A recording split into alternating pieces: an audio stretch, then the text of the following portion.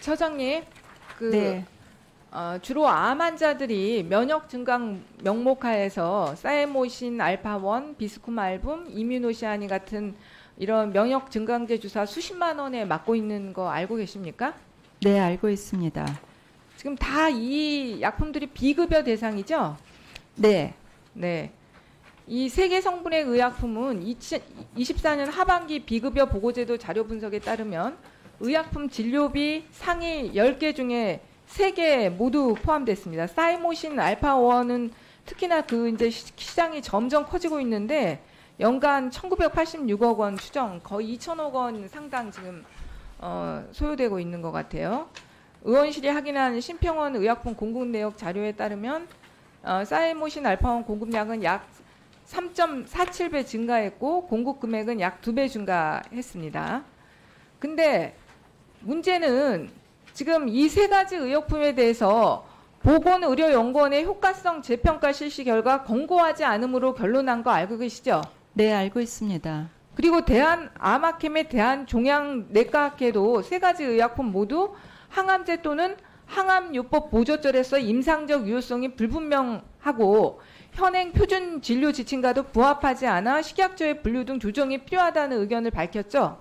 네, 그런데 식약처는 이렇게 효과도 없다고 연구기관에서 권고까지 한 약품에 대해서 또 갱신을 했어요. 지난해에도 한 품목 갱신했고 그 전에 이제 비스쿰 알붐은 23년에 이뮤노시아닌을 23년만 뭐 갱신했는데 이렇게 효과도 없다는 약품 그렇게 막 갱신해 주면 됩니까? 의원님, 제가 알기로는 식약처의 품목 허가는 안전성과 유효성만 보는 것이고 내카의 평가는 식약처의 평가와 목적과 검토 자료의 종류가 좀 다른 것으로 알고 있습니다. 예를 들어서 내카는 의료 현장에서 비급여를 포함한 전체 사용 영역에서의 평가까지 하는 것이고 식약처는 안전성과 유효성만 보기 때문에 지금 이 의약품들은 다른 나라에서도 허가가 계속 유지되고 있는 것으로 알고 있습니다. 유효성, 아까 안전성은 그렇다고 치고 유효성에서 지금 결국 효과가 별로 검증되지 않았다고 결과가 나온 거 아니에요. 그런데 그걸 전혀 고려하지 않는다는 말이에요? 효과성이 없다고 입증하는 보고서가 나왔는데 갱신 시에 전혀 고려하지 않습니까? 식약처가 평가하는 유효성의 자료와 내카가 평가하는 의료 현장 전반의 비급여까지도 고려하는 것은 좀 차이가 있을 수 있다고 생각합니다. 그러면 그거 자체가 문제인 거 아니에요? 이렇게 효과가 없는 약품에 대해서 비급여로 해서 암 환자들은 진짜 무엇에라도 매달리고 싶은 심정 아니겠습니까? 그렇기 때문에 별다른 효과가 없는 약에 대해서도 수십만 원의 돈을 주면서 맞게 되는데 그거에 대해서 의약품 품목 갱신 시에 이렇게 제출 자료만 내면은 그냥 바로바로 갱신해 주는 게 맞는 거예요? 이 부분에 대해서는 사실 환자 개인마다 의료적 상황이 좀 다를 수 있기 때문에 의료 현장에서 판단할 문제라고 생각합니다, 의원님. 아니 그럼 제가 다시 물어볼게요. 지금 보건의료연구원의 효과성 재평가 실시 결과나 대한암학회 대한종양내과학회의 이런 결과 보고서를 인정하지 않는 겁니까? 그 부분에 대해서는 제가 내카와 다시 한번 살펴보도록 하겠습니다만 다시 한번 말씀드리지만 식약처가 평가하는 그 자료와 내카는 비급여 상황까지 전반적으로 보기 때문에 이 결과가 항상 일치하지는 않을 수도 있다는 생각입니다. 지금 그 식약처의 고시에서도 재평가 규정에 추가적인 안전성, 유효성 검토가 필요하다가 인정되는 경우에는 재평가를 하게 돼 있죠. 네, 이거 재평가를 한 안전성은 것입니다. 그러더라도 유효성 부분하고 이 부분이 연관이 안 되는 거예요? 이 안전성과 유효성 관련해서는 다른 나라 규제 기관에서도 이 약품들에 대해서 유효성과 안전성이 있다고 판단하였고 그것은 식약처가 다른 규제 기관들의 판단과 다르지 않습니다. 그렇지만 내카의 판단과는 좀 더 저희가 한번 확인을 해봐야 될 필요가 있겠지만 식약처가 규제 기관으로서 특별히 다른 기관과 다른 판단을 했다고 생각하진 않습니다. 그리고 그 비스쿰 알붐하고 이뮤노시아닌은 지금 전문의약품 희귀의약품으로 규정돼 있죠? 네, 그렇습니다. 이게 희귀의약품 맞아요? 지금 상황에서도? 희귀의약품이 이제 그때그때 희귀의약품을 지정하는 때에 따라서 어떤 때는 질환자가 2만 명이었고 어떤 때는 또 다른 기준으로 있었지만 이게 좀 지금 현재의 그 기준이 좀 다르다고 해도 희귀의약품은 이것이 없어졌을 때 희귀 질환자들이 굉장히 불안해하실 수도 있고 대체품이 없기도 했기 때문에 희귀 질환 의약품에 대해서는 저희가 이 판단을 바꾸는 것은 굉장히 현장의 상황을 고려해야 된다고 생각합니다. 지금 비스쿰 알붐하고 이뮤노시안이 어떤 그 희귀 질환. 희귀 질환 치료제예요? 네네. 아니잖아요. 희귀 질환 치료제예요? 네, 맞습니다. 어떤 희귀 질환이요?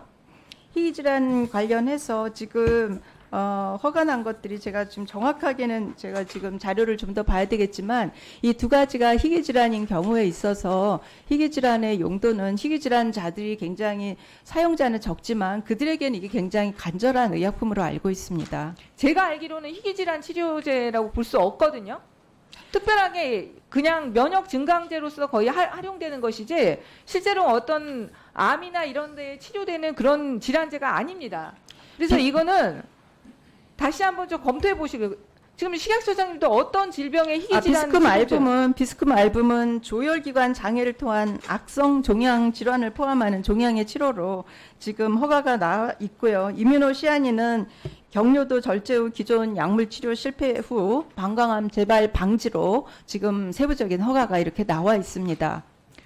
다시 한번 저는 검토해야 될 필요가 있다고 보입니다. 이게 그때 당시에는 지금 허가 연도가 비스쿰 알붐은 1997년이에요. 그리고 이뮤노시아는 2007년인데 이 많은 시간이 지났고 그때 당시에는 이것이 어떤 그 약제로서의 성격이 조금 희귀 질환 치료소의 성격을 가졌을지는 모르겠지만 지금은 실제로 그 질환을 치료하는 약물로는 저는 쓰이지 않고 있는 걸로 거의 알고 있습니다. 대부분 그냥 그 면역 증강 연호과에 암 환자들한테 치료되는 걸로 알고 있거든요. 다시 한번 네, 알겠습니다, 의원님. 재검토하고 보고 드리겠습니다.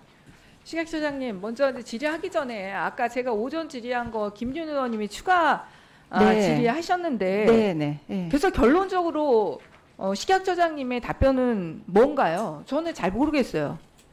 네, 지금 제가 오전에 말씀드린 부분에 대해서 또 김윤 의원님께서 또 좋은 의견을 주셨기 때문에 저희가 좀 더 살펴볼 부분들 살펴보고 김윤 의원님실과 백혜련 의원실에 같이 보고 드리도록 하겠습니다, 의원님. 그러니까 아까 오전에 분명히 네카와 식약처의 그 기준은 다르다고 하셨는데 그 답변 자체가 저는 잘못됐다고 생각합니다. 갱신할 때 분명히 그 유효성이라는 부분에 대해서 갱신할 때 살펴봐야 되는 요소고 그것이 네카나 또 이런 학회에서 효과가 없다 이게 나왔으면 분명하게 검토를 해야 되는 거죠. 그리고 지금 이 문제가 저희 복지위에서만 문제되고 있는 것이 아니라 지금 정무위에서도 크게 문제가 되고 있어요.